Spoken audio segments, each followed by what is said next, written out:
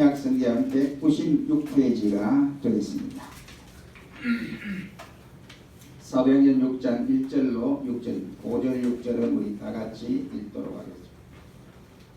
그때의 제자가 더 많아졌는데 헬라파 유대인들이 자기의 가부들이 그 매일 구제에 빠짐으로 히브리파 사람을 원망한데 12사도가 모든 제자를 불러 이르되 우리가 하나님의 말씀을 제쳐놓고 공개를 일삼는 것이 마땅치 아니하니 형제들아 너희 가운데서 성령과 지혜가 충만하여 칭찬 듣는 사람 7을 택하라.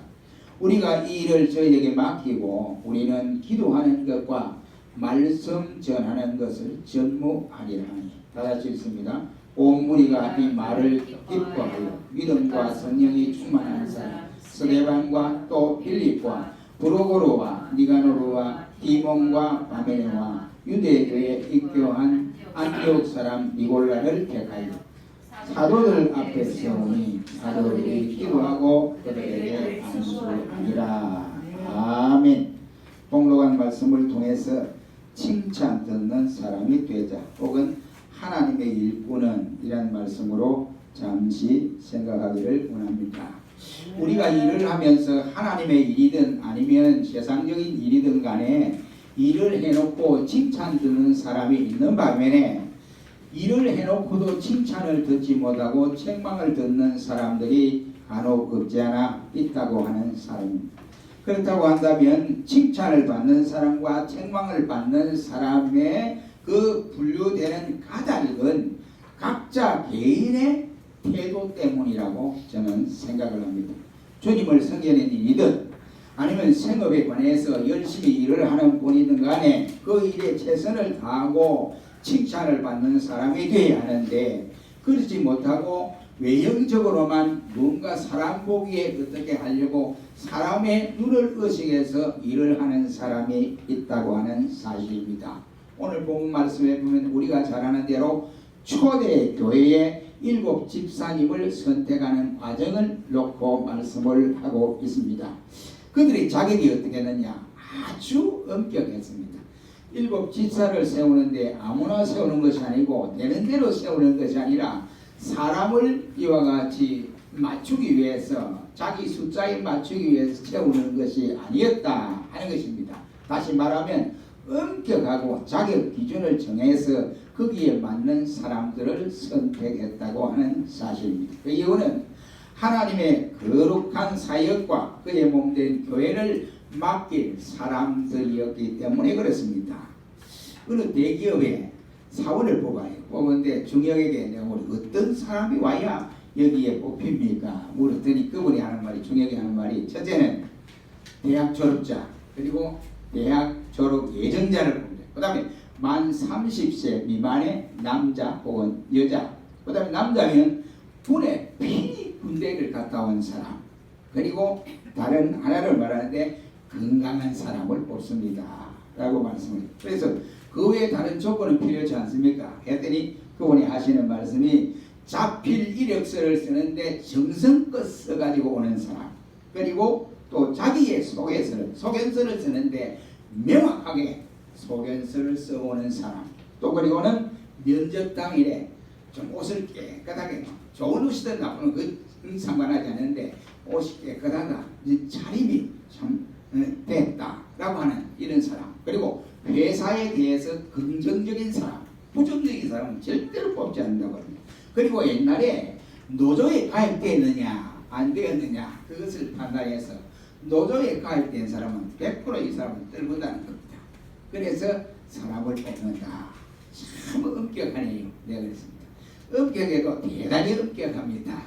그게 이제 그 소리를 들으면서 생각나는 것이, 이야, 하나님의 교회도 이런 일꾼들이 뽑혀서 하나님의 교회를 섬기고 받들어야 정말로 하나님의 교회답지 않을까, 이런 생각을 해본 일이 있습니다. 하나님을 위해서 일하는 사람들과 하나님의 교회를 섬기는 사람들을 뽑는 일에서 우리가 아무렇게나 뽑고 숫자를 늘리기 위해서 뽑는다고 한다면 이거 되겠습니까? 그렇게 하면 결국은 어떻게 되느냐?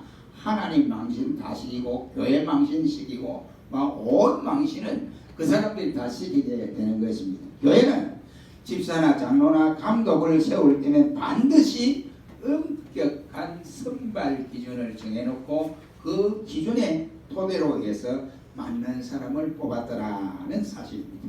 초대교회는 서리 집사님이 아닙니다.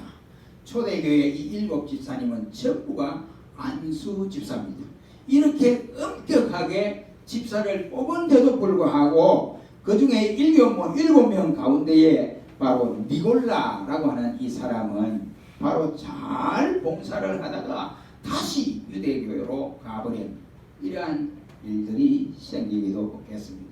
한마디로 말하면 하나님의 교회에 일어나는 일꾼은 세 가지의 분명한 자격을 갖추어야 한다라고 오늘 본문은 우리에게 소개를 하고 있습니다. 그게 뭘까요? 첫째는 바로 오늘 3절에 오니까 성령과 지혜가 충만한 사람이 되어야 된다라고 말씀을 합니다. 초대교회는 사도행전 2장 42절이나 아니면 4절 말씀에 오면 당시에 그 교회가 성령에 충만한 교회였다 하는 것을 볼 수 있습니다. 2장 4절 말씀에 말하기를 저희가 다 성령의 충만함을 받고 성령이 말을 하게 하심을 따라 다른 방언으로 말하기를 시작하니라 라고 말씀을 합니다. 사도행전 2장 43절에는 기사와 표적이 많이 나타났다 라고 했습니다. 저들이 기도하면 바로 병자들이 낫게 되고 이상야릇한 일들이 우리의 힘으로 할 수 없는 일들이 다 이와 같이 성사되는 이러한 일들이 있었다 이런 말이 되겠습니다. 그리고 사도행전 2장 47절에는 말하기를 구원받는 사람들의 수가 날로 많아졌더라 라고 말씀을 합니다. 그 이유는 초대교회는 성령의 충만함으로 방언으로 말하는 사람들도 많이 늘어나게 되었고 기사와 표적이 일어나게 되었고 날마다 수가 일어나는 교회였더라는 사실입니다. 그런데 이 6장 오늘 본문에 와서는 말하기를 문제가 발생했습니다.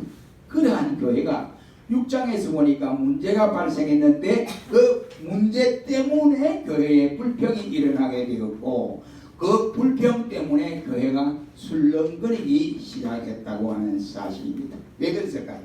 교회가 처음에는 숫자가 얼마 안 되는데 교인 수가 점점 많아지고 너무 많아지니까 그 가운데도 잘 사는 사람이 있는 반면에 못 사는 사람들이 예수를 믿는 사람들이 많았더라 이 말입니다.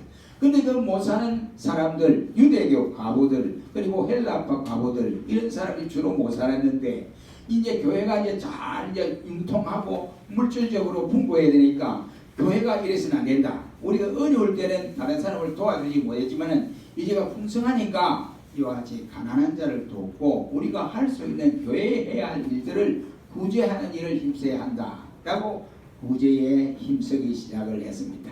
그런데 헬라파 유대인들과 유대파 이 유대인들 사이에 예수 믿는 사람들 가운데에 과부들이 있었습니다. 그러다 보니까 서로가 이제 알알이가 생기게 된 거예요. 이왕이면 손이 뭐 안으로 붙는다고 자기들 아는 사람을 많이 구제해 주자. 이러고 헬라파는 헬라파대로 또 유대파는 유대파대로 서로 이렇게 주장을 하다가 홀대를 받게 된 지파가 생기게 되었습니다. 그러니까 문제가 생겼다 이런 말입니다. 성령 충만해도 우리가 보면 불평 분만이 나올 수도 있습니다. 그러나 이유는 왜 저들이 우리 편 지파에게는 우리 편 과부에게는 적게 주고 상대편 과부 너네들 편의 과부에는 많이 주려고 하느냐 여기에서 비롯되었다라고 할 수 있습니다. 문제는 주는 교회가 복이 있다고 우리 성경은 말씀을 합니다. 그렇다면 여러분들은 주고 베풀며 살아가는 이러한 삶이 되어져야 됩니다. 남의 것을 꾸어 쓰고 빌려 쓰는 것은 무서워하고 두려워할 줄 알아야 한다. 그러나 남에게 주고 돕는 일은 용기 있게 해야 됩니다. 그럼에도 불구하고 꾸는데 용기 있고 그리고 빌려 쓰는데 과감하고 또한 남의 것을 갚지 않아도 떼어도 괜찮다 하고 뻔뻔하게 살아가는 예수쟁이들이 오늘날 대단히 많습니다. 저는 이 성경을 지난주에 학교에서 보면서 잠언 20장 22절 말씀을 내 눈에 싹 들었어요. 저는 뭐 안 봤는데 봤다고요. 전에도 그 성경을 읽어 내려갔어요. 그래가지고 그날 딱 보는데 그 성경 구절이 20장 22절 말씀이 싹 내려 가슴에 싹 되는 거예요. 그 말씀에 너는 악을 악으로 갚지 말라. 내가 그 악을 갚을 테니까 너는 갚지 말아라. 이런 말씀이. 그러니까 평소에 나도 모르게 그 병목사에 대한 그런 감정이 있었던 것 같아요. 그래서 이놈의 자식 만나면 내가 가만히 있구나 이렇게 생각하고 속으로는 용서해야 된다 용서해야 된다 이러면서 그런 게 좀 잠재적으로 있었던 것 같습니다. 그런데 성경을 보다 그날 그 말씀이 싹 들어온 거예요. 그게 바로 어제 때냐 목요일날 제가 이 파주시 기독교연합에 서기 되신 양 목사예요. 저는 목사님. 요즘에 변아무개 씨가 거기 참석합니다. 그러니까 변목사 이러더니만 아니 제가 바뀌어가지고 이번이 바뀌어가지고 생소합니다. 그래요. 왜 그러시는데요? 그래서 내가 그게 조금 사기꾼입니다. 사기꾼이니까 그 우리 회의에 참석을 한다든지 또 교회에 손을 벌려서 이와 같이 보조를 해주는 필리핀에 내가 성교 갔는데 성교를 대뒀는데 그러면 절대 좀 안 됩니다. 이게 사기꾼입니다. 그랬더니 이제 목사님 그러면 어떻게 사기를 그걸 이야기를 하고 그 다음에 내 그 사기를 당한 것은 참조형 교회 목사님이 잘합니다. 그랬더니 그러세요? 그럼 절대 여기 오면 그거 안 되죠. 교회를 해야로 하는 그 목사는 목사입니다. 그러니까 무조건 우리 연합에 손버린다고 있다면 목사님들한테 다 이야기해서 내가 공포를 하겠습니다. 그러고 난 다음에 그 성경을 본 거예요. 금요일 날. 봤는데 그 성부가 마음속에 확 들어온 거예요. 나도 모르는 사이에 내 가슴 속에는 아직도 변목사에 대한 그런 저주스러운 생각을 하고 있구나. 이게 내 잘못이구나. 그래서 맡기자. 되든 안 되든 맡기자. 하나님께 맡기고 내가 천국 가야 되고 그것도 갈란지 모르지만 천국 가서 주님 만나면 어떤 말을 하든지 간에 하나님이 내게 위로를 하실 것이 아니냐. 그러나 해결책을 분명히 주실 것이다 생각을 한 일이 있습니다. 여러분 얼마나 신자들 치고